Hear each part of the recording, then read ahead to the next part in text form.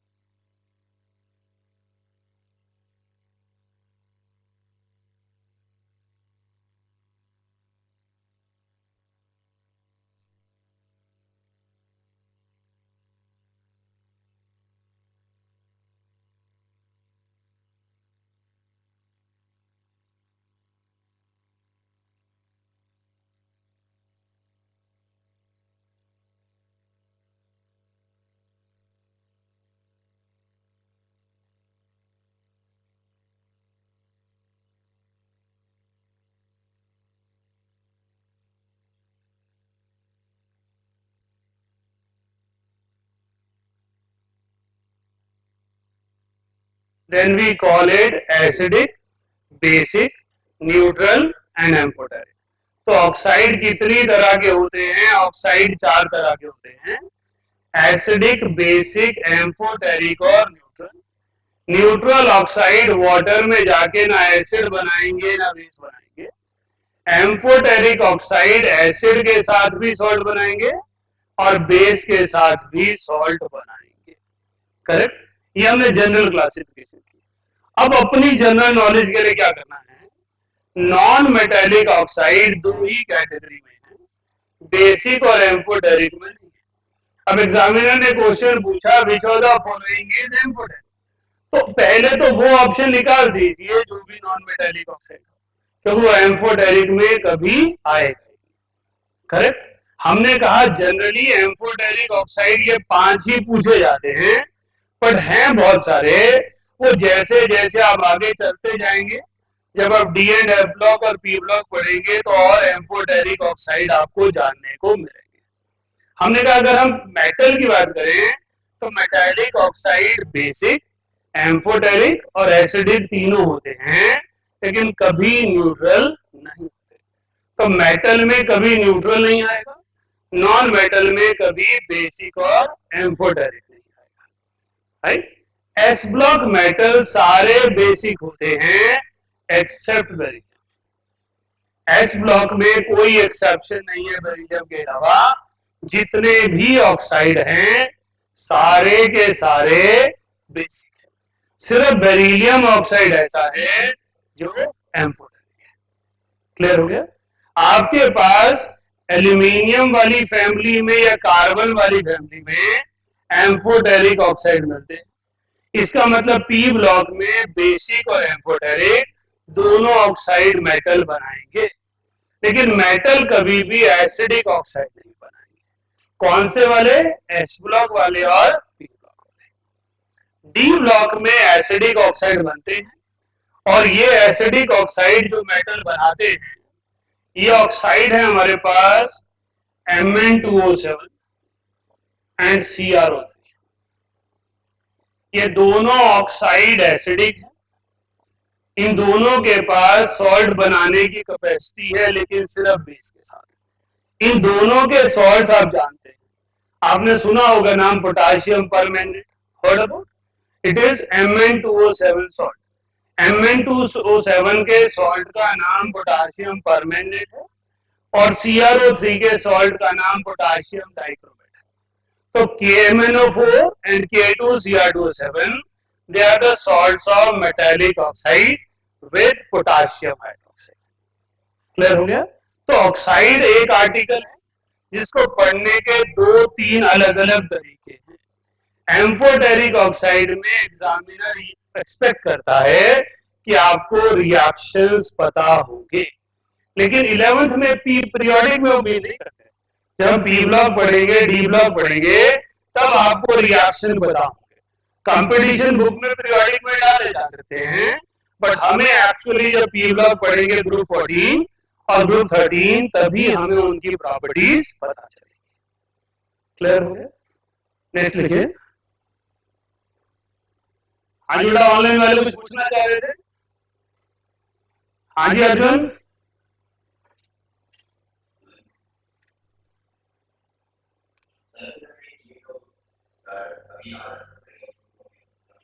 बिल्कुल याद रखना पड़ेगा बेटा। एम्फोटेरिक और न्यूट्रल भी तो याद ही रखे हैं। आप अपनी तरफ से बता नहीं सकते कि वो एम्फोटेरिक क्यों है। वो ऑब्जर्वेशन है कि हमने उन्हें एसिड में डाला तो भी सॉल्ट बना दिया, बेस में डाला तो भी सॉल्ट बना दिया। नेक्स्ट टॉपिक लिखिए, diagonal relationship. Diagonal relationship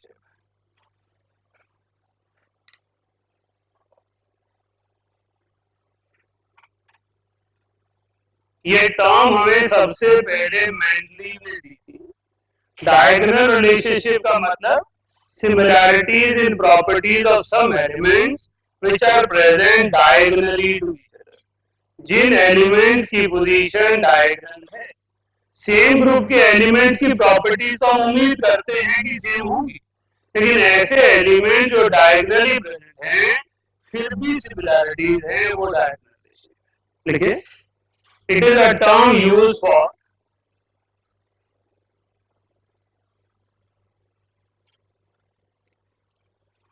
pair of elements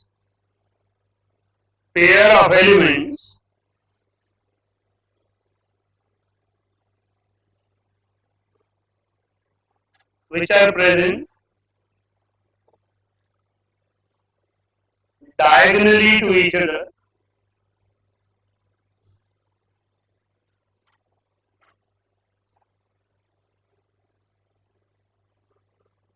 and they show similarities in properties.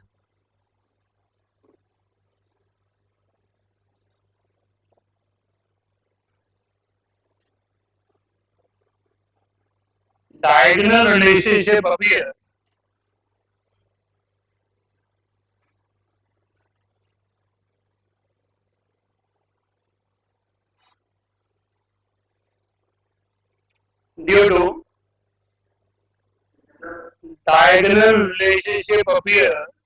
due to same polarizing path. हाँ जी, कोई पूछ रहा था कुछ? वेदांत आप पूछ रहे थे कुछ? बताइए।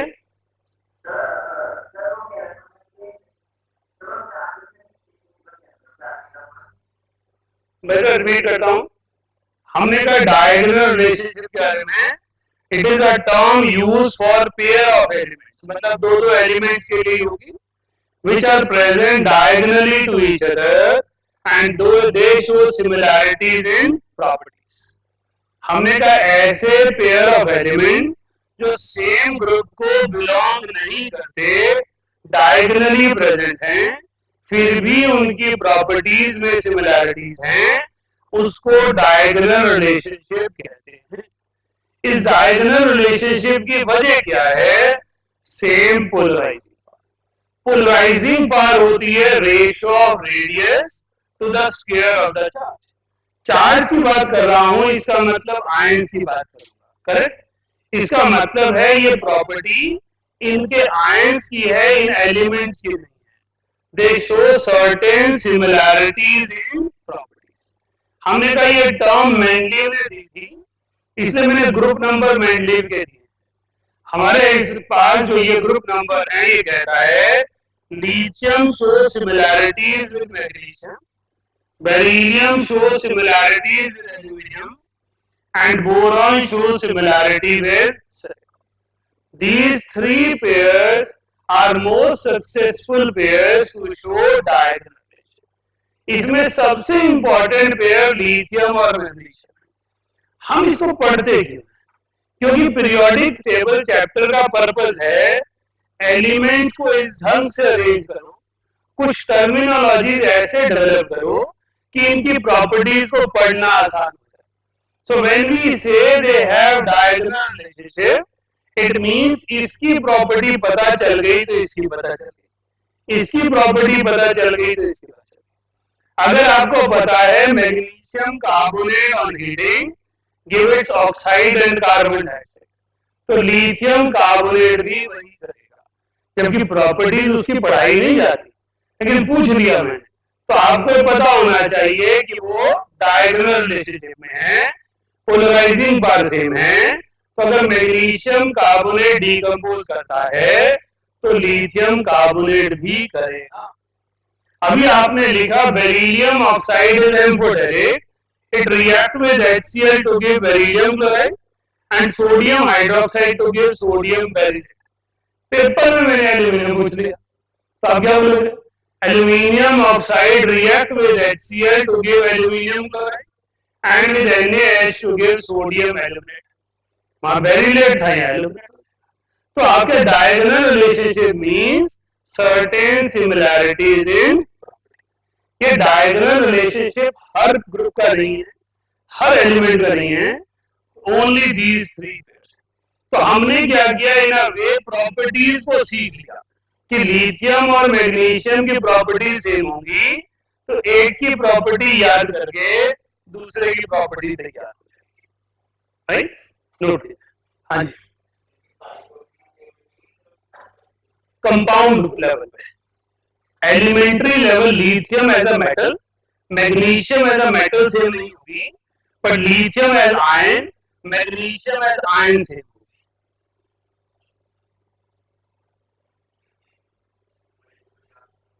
हाँ जी, इतना तो आना ही चाहिए। मतलब पीरियोडिक प्रॉपर्टीज चैप्टर अगस्त्य हम इसलिए पढ़ते हैं ताकि एलिमेंट्स की प्रॉपर्टी हम याद रख पाए। हम इस चैप्टर को पढ़ क्यों रहे? What is the agenda of studying periodic properties? कि जो बच्चे को कंफ्यूजन हो रही होती है मोल कंसेप्ट में या किसी और चैप्टर में, मुझे एटॉमिक नंबर याद नहीं, तो how to predict atomic number?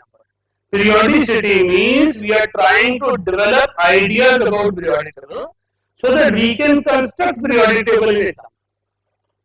Right? Purpose of learning is this, ना?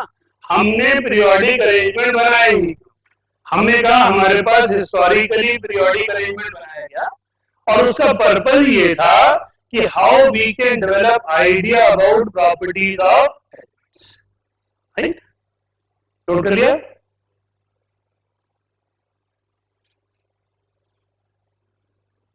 हाँ जी बोलिए।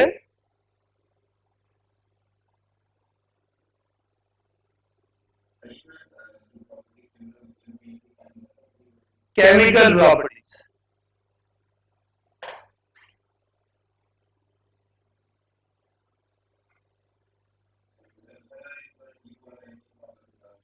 Polarizing power is the property which is calculated as radius upon square of charge. Rest क्या है वो बॉन्डिंग चैप्टर में समझेंगे. यहाँ सिर्फ डेफिनेशन के फॉर्म में हमने एक मैथमेटिकल एक्सप्रेशन लिखा है. नेक्स्ट टॉपिक लिखे anomalous character. Anomalous character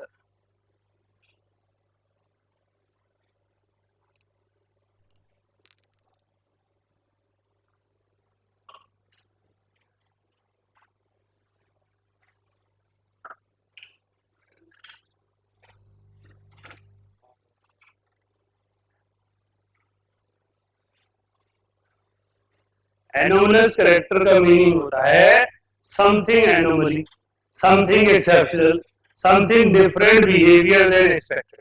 that is called anomalous. लिखे it is a term use for, it is the term used for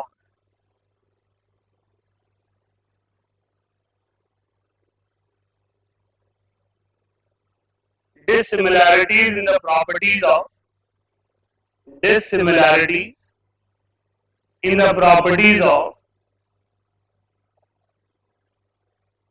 first element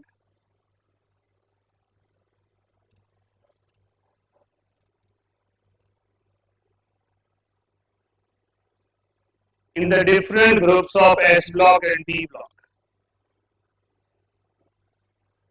In the different groups of S block and P block.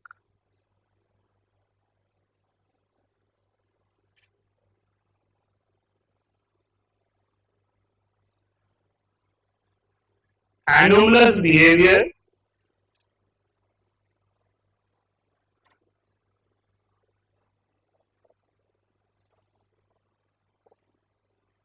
appear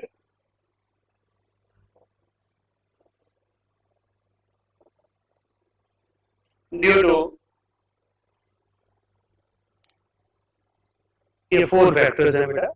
हमारे पास anomalous behaviour का मतलब है first element of the group has striking dissimilarities from rest. Alkali metal में lithium, alkaline earth metal में beryllium, boron family में boron, carbon family में carbon, oxygen family में oxygen. तो फर्स्ट एलिमेंट की प्रॉपर्टीज स्ट्राइकिंगली डिफरेंट होना, that is anomalous. उसकी वजह है उसका साइज बहुत छोटा है. सेकंड पीरियड के एलिमेंट सबसे छोटे होते हैं और first element in these representative groups belongs to second period. इसकी आयनाइजेशन एनर्जी बाकी एलिमेंट के कंपैरिजन में बहुत ज्यादा होती है. इसकी इलेक्ट्रोनेगेटिविटी ज्यादा है और इसके पास अनअवेलेबिलिटी है वेकेंट डी ऑर्बिटल्स. ये 4 factor mainly anomalous character develop करते हैं. एनोमलस पेयर मेंडलीव का अरेंजमेंट था कि उसने कहा पहला एलिमेंट गलती से भर दिया मैंने क्योंकि प्रॉपर्टीज ऐसी है. एनोमलस करेक्टर एक स्टैंडर्ड टर्म है जो पूरे एस ब्लॉक और बी ब्लॉक में पूछी जाएगी. अगर आप एनसीईआरटी बुक 2 देखते हो अभी भी जाके घर पे, तो वहां एस ब्लॉक में बैक एक्सरसाइज क्वेश्चन में होगा why lithium show anomalous character और lithium show diagonal relationship with magnesium. So आप पीरियोडिक में जो यहाँ पे टर्म पढ़ रहे हो ये एज इट इज वहां अप्लाई हो जाएगी. तो लिथियम की प्रॉपर्टीज रेस्ट अल्कली मेटल से डिफरेंट है. बेरिलियम की property rest alkaline earth metal से डिफरेंट है. Likewise boron, carbon, nitrogen. उसकी वजह है पहले एलिमेंट का extraordinary small size, higher ionisation energy, higher electronegativity. इस एस ब्लॉक और पी ब्लॉक के मेनली सभी पर रहती है. Unavailability of vacant D orbital boron onward सिर्फ पी ब्लॉक के लिए. एस ब्लॉक में लास्ट प्रॉपर्टी काम नहीं आती. एस ब्लॉक में पहली 3 है, पी ब्लॉक के लिए 4. नोट.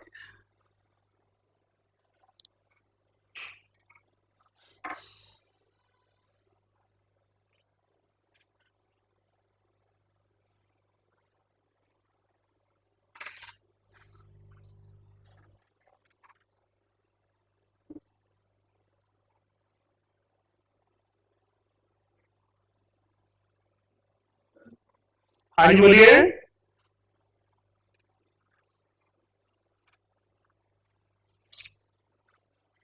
बेटा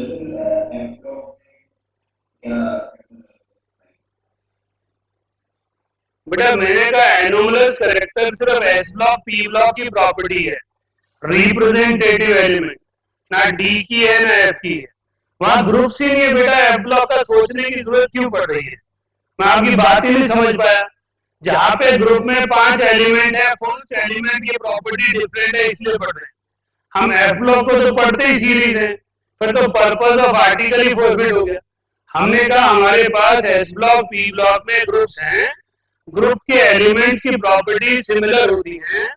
फर्स्ट एलिमेंट की प्रॉपर्टी स्ट्राइकिंगली डिसिमिलर होना, दैट इज एनोमलस कैरेक्टर। हमने जब फर्स्ट डे पीरियोडिक पढ़ा, हमने कहा F block is studied as lanthanoid and actinoid. अगर आपने असाइनमेंट की होगी तो हर क्वेश्चन में उनके बारे में एक ही टर्म आती है, लेंथेनॉइड कौन सा है, एक्टिनॉइड कौन सा है। वहां ग्रुप वाइज क्लासिफिकेशन है ही, दो ही ग्रुप है, उनमें क्या दो ही सीरीज है, उसमें क्या ग्रुप पूछेंगे और क्या एलिमेंट पूछेंगे, राइट। चलिए इसके बाद शीट निकाल लीजिए। EN stands for electronegativity. बेटा शीट 3 बताइए, first page question number 1 to 10। Chat में मत लिखिएगा, मैं यहाँ पे रीड करने में मुझे दिक्कत आएगी। हैंड रेज कीजिए और बता दीजिए। हाँ जी, यहाँ पे बैठे स्टूडेंट्स कुछ पूछना चाहते हैं। Question number 6, electron affinity of carbon is greater than nitrogen because carbon accept 1 electron and assume half filled stability. लेकिन ये हाफ फील्ड नहीं है, कॉन्फ़िगरेशन गलत दी हुई है। Entering electron occupies 2p orbital of carbon, that is true. Carbon shows catenation, not true. यहाँ कहा गया इलेक्ट्रॉन एफिनिटी ज्यादा क्यों है? इलेक्ट्रॉन एफिनिटी ज्यादा इसलिए है क्योंकि वो एक इलेक्ट्रॉन लेकर हाफ फील्ड स्टेबल हो सकता है। लेकिन हाफ फील्ड स्टेबल के बारे में यहाँ पर कुछ भी क्लियर नहीं है।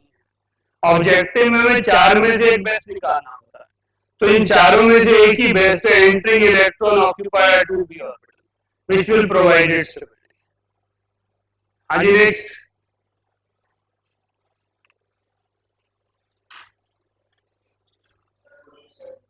क्वेश्चन नंबर, पर टाइम तो दिया करो, 7। ओके, ओ में 2 इलेक्ट्रॉन ऐड किए, इलेक्ट्रॉन एफिनिटी 744.7 किलो जूल हो गई। Positive value of electron affinity क्यों आई है? Because energy is needed to add 1 electron in O1 negative. अब तो आपके पास बी ऑप्शन आ जाएगी। हमने पढ़ा था कि इलेक्ट्रॉन एडिशन पर एनर्जी एब्जॉर्ब हो रही है जब वो सेकेंड इलेक्ट्रॉन ऐड हो रहा है, इसकी वजह से ये फीचर देखने को मिलता है। आपके फर्स्ट इलेक्ट्रॉन के टाइम एनर्जी रिलीज होती है, सेकेंड इलेक्ट्रॉन के टाइम एनर्जी एब्जॉर्ब होती है, इसलिए इसकी इलेक्ट्रॉन एफिनिटी पॉजिटिव हो जाती है। नेक्स्ट पेज, 4th इस पेज पे, in which of the following process energy involved is different than other thing। इस पर्टिकुलर क्वेश्चन में हमारे पास ए ऑप्शन है boron to B negative, B option है carbon to C negative, C option है nitrogen to N negative और D option है O to O नेगेटिव। इसमें यहां एनर्जी पॉजिटिव है, बाकी सब में एनर्जी नेगेटिव। इसलिए नाइट्रोजन के पास एक्सेप्शनल बिहेवियर है than all other elements present, right. हाँ जी, second page, question number 11 to 24। Question number 12, which of the following species has highest electron gain enthalpy? Highest electron gain enthalpy किसकी होगी? It will be fluorine. Highest electron gain enthalpy fluorine की है क्योंकि fluorine के लिए electron लेना आसान है। लेकिन highest electron gain enthalpy negative हुई है पॉजिटिव हुई? देखिए चारों ऑप्शन में क्या चीज दिख रही है हमें? नहीं, देखिए आपके चारों ऑप्शन में क्या दिख रहा है? एक तरफ फ्लोरीन है, एक तरफ ऑक्सीजन है, एक तरफ पोटाशियम 1 पॉजिटिव। इन तीनों ने एनर्जी रिलीज करनी है। पोटाशियम 1 पॉजिटिव की जो इलेक्ट्रॉन गेन एंथैल्पी होगी वो उसकी आयनाइजेशन एनर्जी की होगी, क्योंकि के इलेक्ट्रॉन लूज करेगा, के पॉजिटिव इलेक्ट्रॉन गेन करेगा, तो जितनी उसकी आयनाइजेशन एनर्जी थी उतनी ही एनर्जी वो रिलीज करेगा। लेकिन क्वेश्चन में पूछा गया हाईएस्ट इलेक्ट्रॉन गेन एंथैल्पी, ये नहीं पूछा गया highest negative electron gain enthalpy. अगर इलेक्ट्रॉन गेन एंथैल्पी पूछा गया है तो वो एलिमेंट सिलेक्ट करना है जिसकी smaller negative electron gain enthalpy हो या पॉजिटिव इलेक्ट्रॉन गेन एंथैल्पी हो। इसलिए हमारे पास बी ऑप्शन हो जाएगा, O1 negative which will gain electron by absorbing energy. Repeat कर रहा हूं, क्वेश्चन में पूछा गया highest electron gain enthalpy. Highest electron gain enthalpy means positive value और लोअर नेगेटिव वैल्यू। सारे नेगेटिव होते तो लोअर नेगेटिव मींस हाईएस्ट और it will be positive. Next 16, element whose second ionization potential is less than first, no element। किसी भी element का IE2 IE1 से ज्यादा नहीं हो सकता, क्योंकि second electron has to be removed from monovalent cation, right. हमने कहा एक ही ऑर्डर है इनऑर्गेनिक में, पीरियोडिक में, जिसमें कोई एक्सेप्शन है, IE1 less than IE2 less than IE3। Irrespective element चाहे कोई भी हो, हर एलिमेंट की सक्सेसिव आयनाइजेशन एनर्जी पिछले से ज्यादा होगी, क्योंकि पहला इलेक्ट्रॉन आप न्यूट्रल एटम से निकालते हो और सेकंड इलेक्ट्रॉन आप कैटायन से निकालते हो। नेक्स्ट 25th, जस्ट वेट, 24 तक और भी रह गया ऑनलाइन में।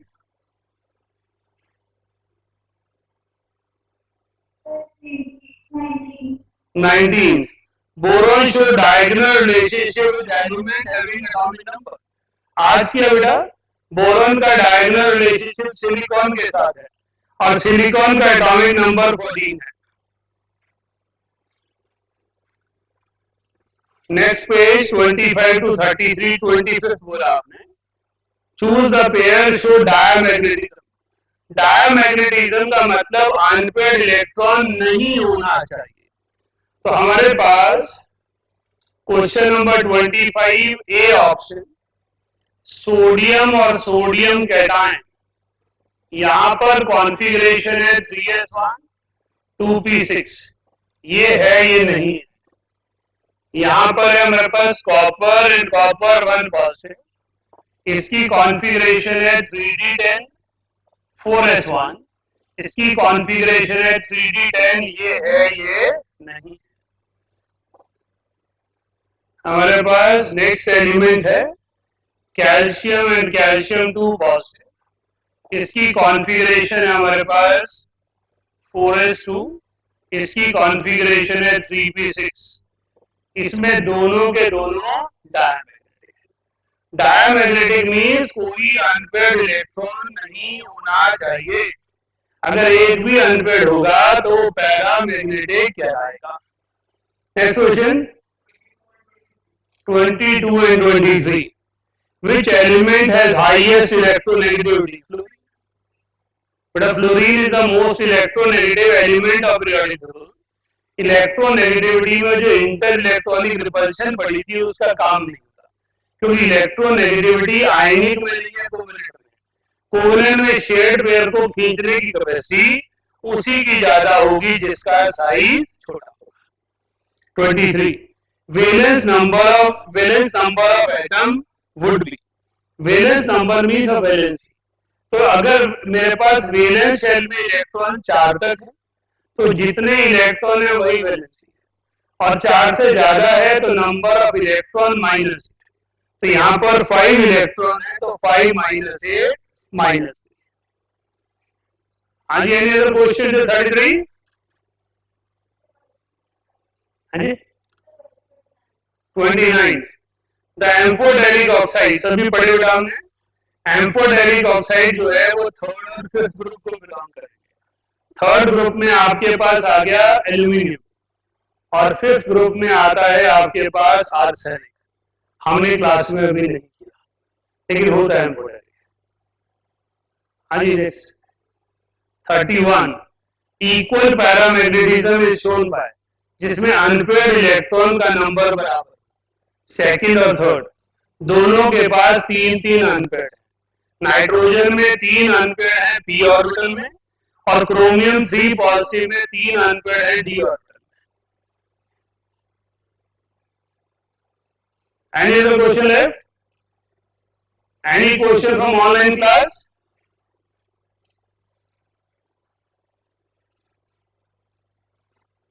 नहीं है? हाँ जी बेटा 33 maximum acidic character will be shown by, जो मोस्ट नॉन मेटेलिक हो, जो सबसे छोटा हो इनमें। ये चारों सेम ग्रुप को बिलोंग करते हैं, तो सबसे छोटा कौन सा है? बोरॉन। तो बोरॉन का एसिडिक कैरेक्टर हाईएस्ट होगा। जब हम ग्रुप 13 की बात करते हैं बेटा, तो ग्रुप 13 में ये ऑर्डर आता है बेरिलियम, एल्यूमिनियम, गैलियम, इंडियम, थीरियम, ये ग्रुप है। तो down the group basic character बढ़ेगा, तो सबसे छोटा बोरॉन है, सबसे ज्यादा नॉन मेटेलिक होगा, तो इसके पास एसिडिक कैरेक्टर सबसे ज्यादा होगा। Any other question left? No. So write down about history of periodic table. थोड़ी सी छोटी सी रहती है मेरी इंट्रोडक्शन, फिर हम बॉन्डिंग स्टार्ट करेंगे। डॉब्रिनर ट्राइड्स,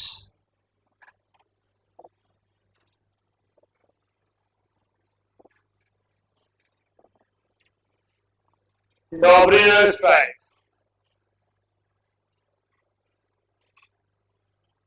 डॉब्रिनर वो व्यक्ति थे जिन्होंने पहली बार पीरियोडिसिटी की नीड को फील किया, जिन्होंने पहली बार एक सिस्टमेटिक अरेंजमेंट बनाया, राइट? उससे पहले कुछ लोगों को क्रेडिट जाता है, but recognise credit moves to Döbereiner. देखिए according to it,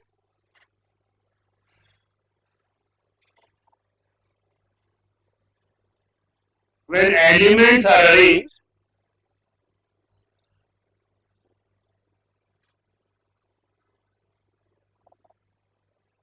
in the group of 3 elements, in the group of 3,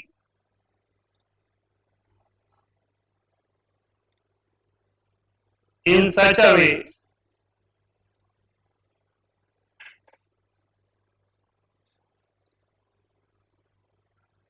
that mass number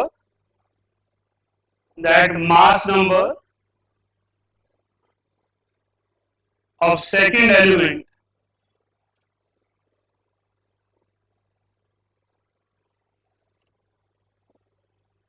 is the sum of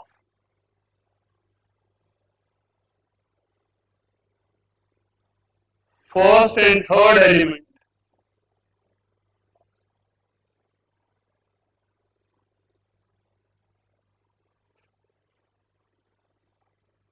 then they show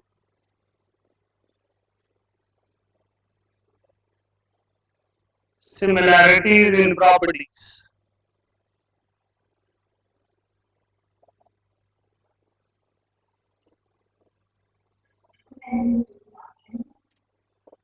Then they show similarities in properties.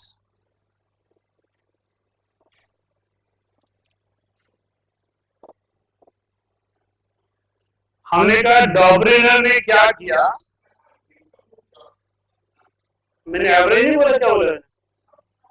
अच्छा average, mass number of second is average of the first and third, सब नहीं average है।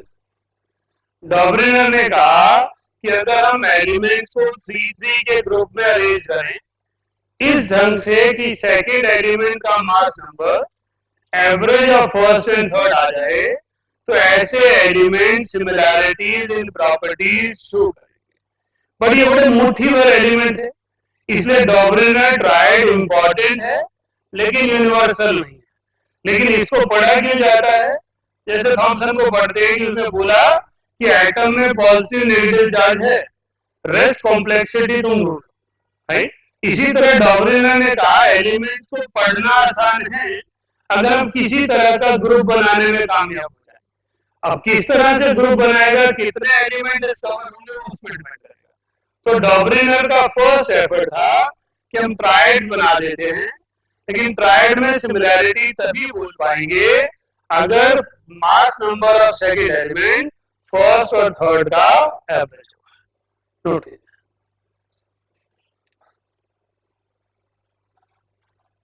Note कीजिए सभी।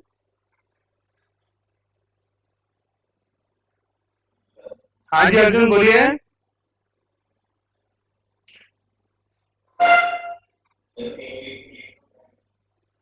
हाँ जी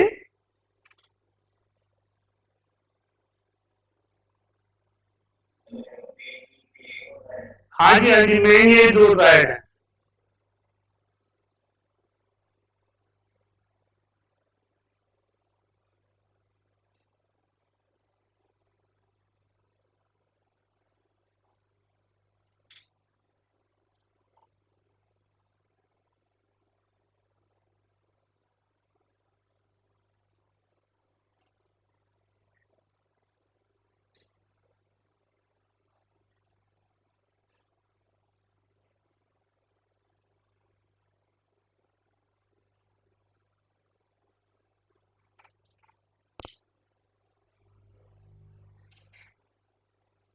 next है Newlands law of Octave.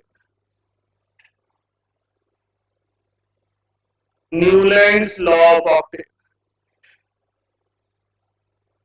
सबको पता ही है चीजें, मैं तो ऐसे ही जस्ट रिवाइज करा।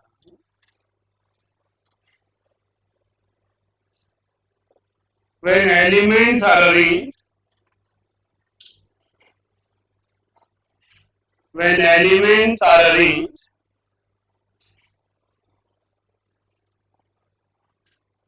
in the increasing order of mass number, increasing order of mass number,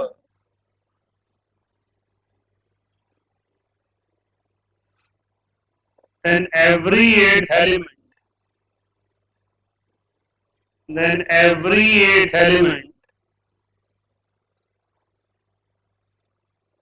shows similarities in properties, shows similarities in properties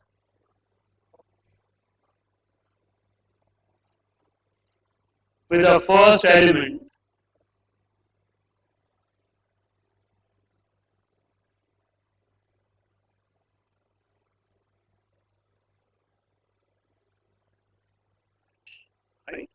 उन्होंने बीच में ये भी कहा कि जैसे म्यूजिकल नोट है ऑक्टेव बना दिया। उन्होंने कहा अगर हम एलिमेंट्स को इंक्रीजिंग मास नंबर पे लेंगे तो किसी भी एलिमेंट से काउंटिंग कर ले, कार्बन से कर ले 1 2 3 4 5 6 7 8, तो जो 8th पोजीशन पर आएगा वो फर्स्ट एलिमेंट से सिमिलर हो जाएगा। आप सोडियम से स्टार्ट करें 1 2 3 4 5 6 7 8, तो जो भी एलिमेंट 8th नंबर पर आएगा वो पिछले से सिमिलर हो जाएगा। न्यूलैंड्स लॉ ऑफ ऑक्टेव में discovery of noble gases death blow कहलाता है। जैसे ही नोबल गैसेस को डिस्कवर किया गया, न्यूलैंड्स लॉ ऑफ ऑक्टेव की नेसेसिटी खत्म हो गई और हमें मेंडलीव की तरफ जाना, राइट। तो Newland law of octave means we can arrange some more element in the orbital. Arrangement वही है, सिस्टम वही है, मास नंबर वही है, पर एक एक स्टेप आगे चलते हैं। थोड़े से एलिमेंट जाने जाते थे, डॉबरिनर से काम चल गया। थोड़ा और ज्यादा एलिमेंट की जरूरत पड़ी तो न्यूलैंड आ गए, और ज्यादा जरूरत पड़ी तो हमें मेंडलीव की नेसेसिटी हुई। नोट कीजिए।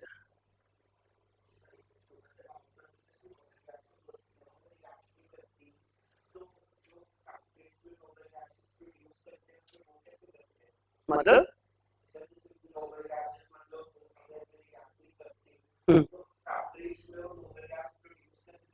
लिक्विफिकेशन से कर लेंगे,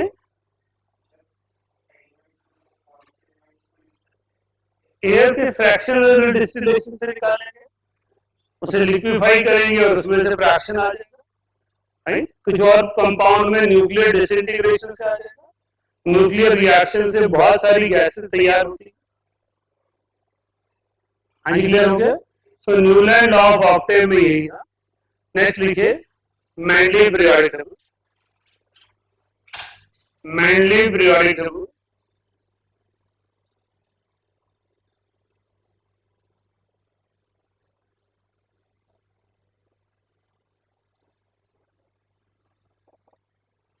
it was based on Mendeleev's periodic law. It was based on Mendeleev's periodic law.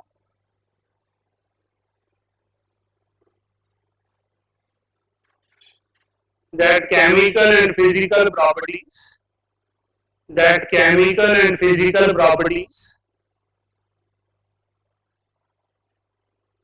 are periodic functions of mass number. Chemical and physical properties are periodic functions of mass number. He had arranged elements in 9 groups and 6 periods. He had arranged elements in 9 groups and 6 periods.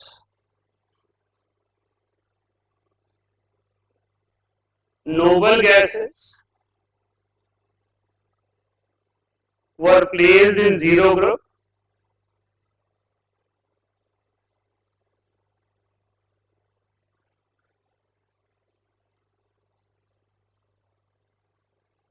Groups 1 to 7 are subdivided in A and B. Groups 1 to 7 were divided in subgroups A and B.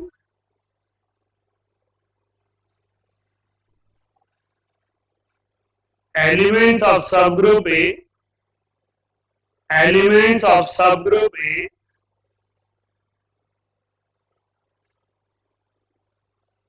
are known as representative elements.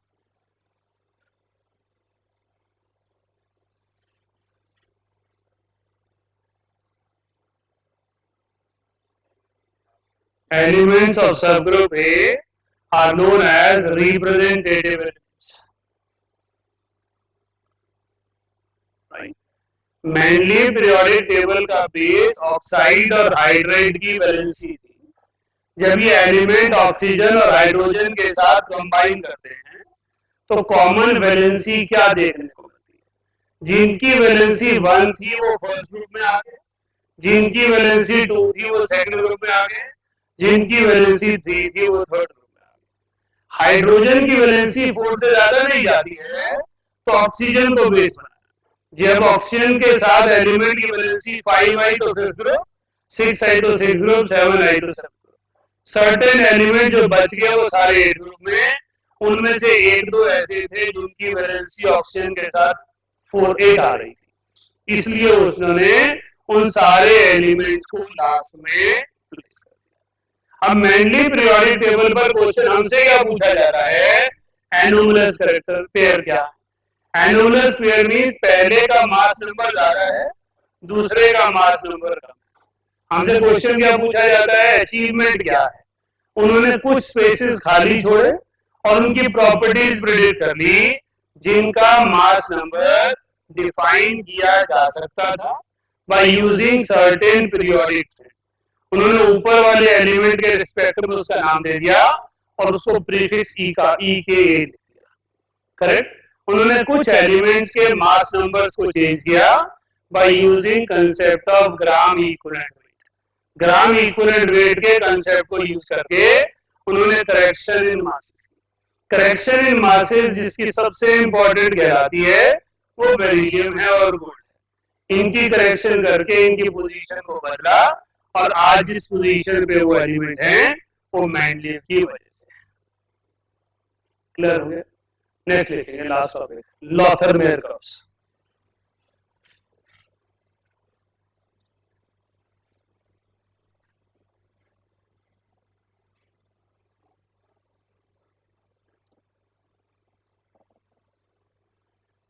he had plotted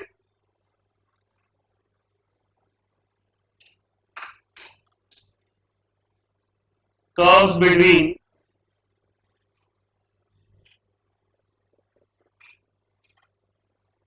atomic volume and mass number.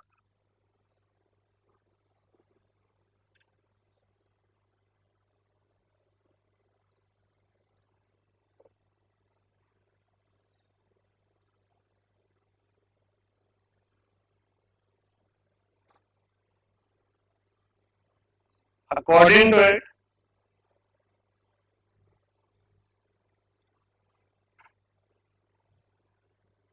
elements present on similar positions, elements present on similar positions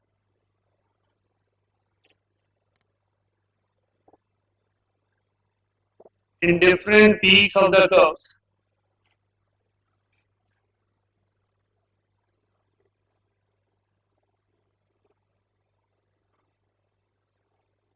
show similarities in properties on different peaks, P-E-A-K-S, different peaks of the curves show similarities in properties.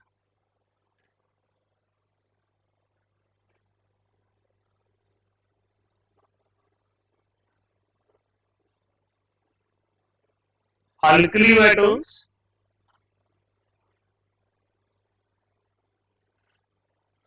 were present. Alkali metals were present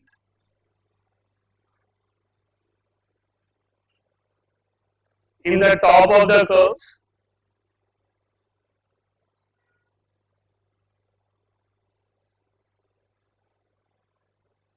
Halogens and noble gases. Halogens and noble gases on ascending part, ऊपर की तरफ जाता है, and alkaline earth metals on descending part, and alkaline earth metals on descending part.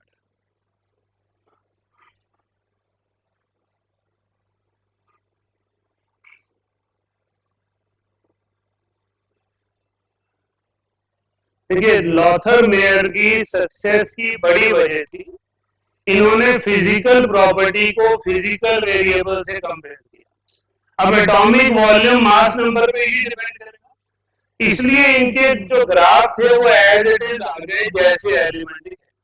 इन्होंने कहा अलग अलग peaks appear हो रहे हैं, जहां पर जोन सा एलिमेंट है उस पर्टिकुलर सारी पीक्स के एक जैसी पोजीशन ले लीजिए, elements will show similarities in properties. तो lithium, sodium, potassium, rubidium copper, ascending part पे fluorine, chlorine, bromine, descending part पे beryllium, magnesium, calcium and sodium. मैंने एग्जैक्ट वो पीक्स नहीं बनाए जैसे उसके आए थे ऑब्जर्व, मैंने सिर्फ वो चीज रिफ्लेक्ट की है जिस पर क्वेश्चन आते हैं कि लॉथर मेयर कर्व में क्या चीज सिग्निफिकेंट है। लॉथर मेयर कर्व में ऐसा देखा गया कि similar elements, sorry, all elements present on similar position of the curves, they show similarities in properties. Note it.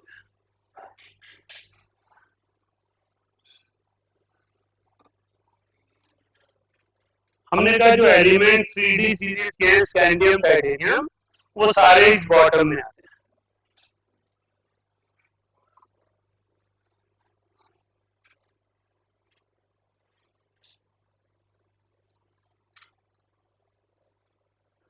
बोलिए। हाँ जी।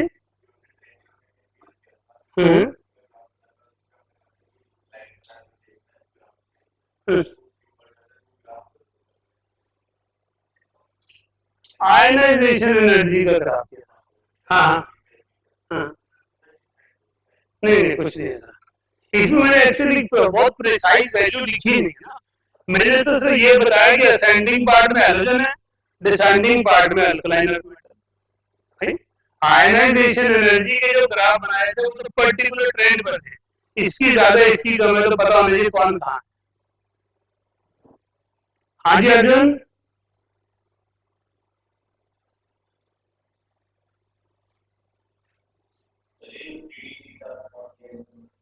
इसका मतलब है कि 3D सीरीज के एलिमेंट, इनका जो वॉल्यूम होगा वो नियरली क्लोज होगा, एक दूसरे के बराबर होगा। 3D सीरीज मीन स्कैंडियम से जिंक, ऐसा लॉथर मेयर कर्व में देखने को मिला। लॉथर मेयर कर्व स्केलिंग के लिए नहीं है, इसलिए मैंने कोई लाइंस नहीं मारी, कहीं भी कोई भी बना दीजिए। मैंने सिर्फ ये शो किया कि इन कर्व्स में कौन से एलिमेंट असेंडिंग में है, कौन से डिसेंडिंग में है, कौन से टॉप पर है। 3D सीरीज के बहुत सारे एलिमेंट्स का रेडियस बराबर होता है तो उनका वॉल्यूम बराबर होता है। तो ये भी लॉथर मेयर ने कहा कि उनका जो वॉल्यूम आएगा वो नियरली इक्वल आएगा।